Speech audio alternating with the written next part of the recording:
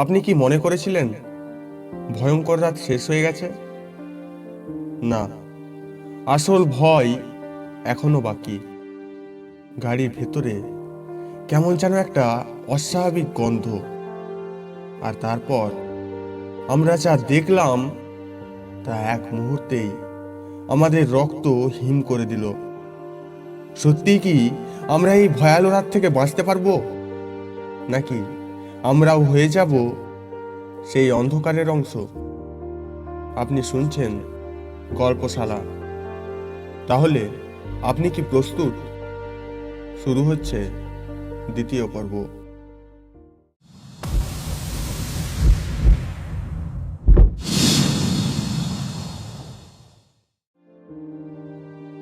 আমি গাড়ির বাইরে বেরিয়ে এসে বললাম, কি ব্যাপার, আপনি এত রাতে এই শুনশান রাস্তায় বাচ্চাকে কোলে করে আমার গাড়ির সামনে আসলেন কেন? তখন মেয়েটা কান্না ভেজা কণ্ঠে বলল, আমাকে বাঁচান, ওরা আমাকে মেরে ফেলবে। আমি কোন রকমে ওদের ওখান থেকে পালিয়ে এসেছি।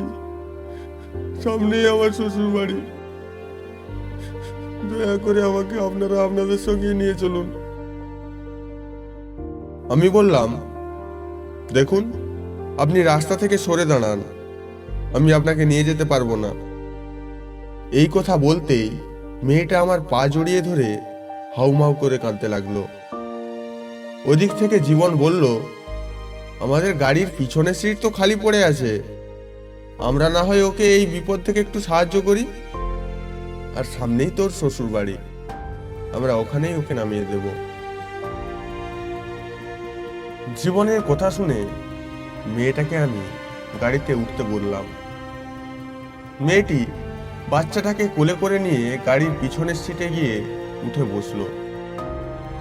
এরপর জীবন গাড়ি স্টার্ট করে দিল। কিছুক্ষণ পরে গাড়ির ভিতরে আমার আর জীবনের কেমন যেন একটা অস্বস্তি বোধ হতে লাগলো। একটা চাপা, কটু ও বৃষ্টি আষ্টে গন্ধে গাড়ির ভেতরটা যেন ম ম করছে। আমরা আর থাকতে পারলাম না। সঙ্গে সঙ্গে গাড়ির জানলাগুলো খুলে দিলাম। জীবন গাড়িটাকে রাস্তার ধারে দাঁড় করালো। হঠাৎ আমাদের দুজনের কানে একটা অদ্ভুত শব্দ এলো। মনে হচ্ছে কেউ যেন কিছু একটা ছিঁড়ে ছিঁড়ে খাচ্ছে। আমরা ভালো করে শব্দটা শোনার চেষ্টা করলাম। শব্দটা আসছে গাড়ির পিছনের সিট থেকে। আমি আর জীবন একটু ভয়ে ভয়ে গাড়ির পিছনের সিটের দিকে তাকালাম। তারপর আমরা যা দেখলাম তাতে আমাদের পায়ের নিচের মাটি সরে গেল। আমরা আমাদের নিজেদের চোখকে বিশ্বাসই করতে পারছিলাম না। আমরা যে মেয়েটাকে গাড়িতে তুলেছিলাম সেই মেয়েটা এখন একটি ভয়ানক দানবে পরিণত হয়েছে। সেই দানবটার বড় বড় হাত এবং সেই হাতে বড় বড় ধারালো নখ। চোখগুলো পুরো একেবারে টকটকে লাল, যেন কোনো আগুনের গোলা। ঠোঁট থেকে লাল রক্তের লালা ঝরছে। সারা শরীরে শ্যাওলা জাতীয় থকথকে পদার্থ লেগে রয়েছে। সে এক বীভৎস রূপ।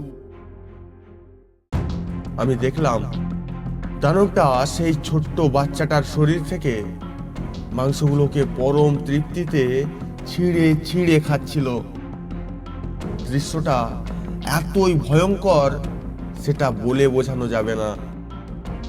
এই দৃশ্য দেখে আমরা দুজনে প্রচন্ড ঘামতে শুরু করলাম। আমার গলা থেকে যেন কোনো আওয়াজই বেরোলো না। হাত পা যেন অবশ হয়ে গেছে। জীবনে সবকিছু দেখে ভয়ে অজ্ঞান হয়ে গেছে। আমি যে এতক্ষণ ধরে দানবটাকে দেখছিলাম সেটা এখনো সে খেয়াল করেনি। আমি কি করব ভেবে পাচ্ছিলাম না। আমার মাথা কাজ করছিল না। আমি আরেকবার দানবটার দিকে তাকালাম। এবার দানবটার লাল চোখে চোখ পড়ে যায়। এবার সে তার বীভৎস লালা জড়ানো চেহারা নিয়ে আমার দিকে তাকায়। একটু একটু করে সে আমার দিকে এগিয়ে আসে। তখন তার ঠোঁটে একটা পৈশাচিক হাসি বিরাজ করছে। যখন দানবটা আমার অনেক কাছে চলে আসে, তখন আমি 2 হাত দিয়ে আমার মুখ ঢাকলাম। আর ঠিক তখনই মায়ের দেওয়া সেই তাবিজটা থেকে একটা তীব্র নীল আলো চারিদিকে ছড়িয়ে পড়ল। নীল আলোর প্রভাবে সেই দানবটা আমার থেকে অনেকটা দূরে সরে গেল। তারপর যা ঘটল তা অতি ভয়ঙ্কর। নীল আলোর প্রভাবে দানবের সারা শরীর থেকে মাংসগুলো ঝরে পড়তে শুরু করলো। দানবটা একটি প্রচন্ড হাড় হিম করা চিৎকার করে উঠল, যেন কোনো অদৃশ্য শক্তি দানবটার শরীরটাকে কেটে টুকরো টুকরো করে ফেলতে চায়। এবার দানবটা আরো একটি ভয়ঙ্কর চিৎকার করে উঠল। আমি দেখলাম দানবটার শরীরটা মাঝখান থেকে দুভাগে বিভক্ত হয়ে যাচ্ছে। সে এক ভয়ঙ্কর হাড় হিম করা দৃশ্য, যা আমি কোনোদিন ভুলবো না। এরপর দানবের সারা শরীরটা আগুনে পুড়ে ছাই হয়ে গিয়ে ধুলোর মতো বাতাসে মিলিয়ে গেল। ঘটনাটা ঘটার পর কখন যে ঘুমিয়ে পড়েছিলাম বুঝতেই পারিনি। ঘুমটা ভাঙলো জীবনের কণ্ঠস্বরে। জীবন বলল, স্যার উঠে পড়ুন, সকাল হয়ে গেছে। আমি বাইরে চারিদিকে তাকালাম। সকালের সূর্যের প্রথম কিরণ চারিদিক আলোকিত করে তুলেছে। ঘুম থেকে উঠতেই জীবন কালকে সেই দানবটার কথা জিজ্ঞাসা করলো। আমি বললাম, তুমি যখন অজ্ঞান হয়ে গিয়েছিলে তার ঠিক পরে আমিও অজ্ঞান হয়ে গিয়েছিলাম। তাই কালকের ঘটনাটার ব্যাপারে আমার আর কিছু মনে নেই। কালকের রাতের বাদবাকি ঘটনাটা আমি আর জীবনকে বললাম না। প্রায় সকাল 7টা নাগাদ আমি আমার মামাতো ভাইয়ের বাড়িতে পৌঁছালাম।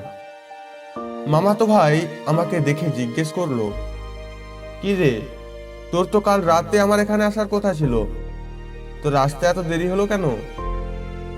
তখন আমি আর জীবন কালকে রাত্রের ঘটনাটা সব খুলে বললাম। আমার মামাতো ভাই ঘটনাটা শুনে একটু গম্ভীর গলায় বলল, তোরা যে হাইওয়ে দিয়ে কাল রাতে আসছিলিস, সেই হাইওয়েতে প্রায় বছর 3 আগে একটা 21 থেকে 22 বছরের মেয়েকে তার বাচ্চা সমেত কতকগুলো লোক মিলে কুপিয়ে খুন করে তার লাশটাকে পাশের একটি নদীতে ফেলে দিয়েছিল। তখন থেকেই ওই হাইওয়েতে ওই মেয়েটার আত্মা ঘুরে বেড়ায়। সেই জন্য ওই হাইওয়ে দিয়ে রাত্রি 10টার পর আর কেউ যায় না। তোরা ওই হাইওয়ে সম্পর্কে জানতিস না, যার জন্য তোদের সাথে এইরকম ঘটনা ঘটেছে। আমরা মামাতো ভাইয়ের কথা শুনে একে অপরের মুখের দিকে তাকিয়ে রইলাম। ভেবেছিলাম সব শেষ, কিন্তু সত্যিই কি শেষ হয়েছিল? সেই রাতের বিভীষিকা এখনো কি আমার পিছু ছাড়েনি, নাকি অন্ধকারের গভীরে লুকিয়ে আছে আরো ভয়ানক কিছু? এই গল্প এখানেই শেষ নয়, কারণ সত্যিকারের রহস্য এখনো অজানা। এমন আরো ভয়ঙ্কর গল্প শুনতে, রহস্যের গভীরে ডুবে যেতে গল্পশালার সঙ্গেই থাকুন। আপনার রাতের ঘুম কেড়ে নেওয়ার জন্য আমরা আছি।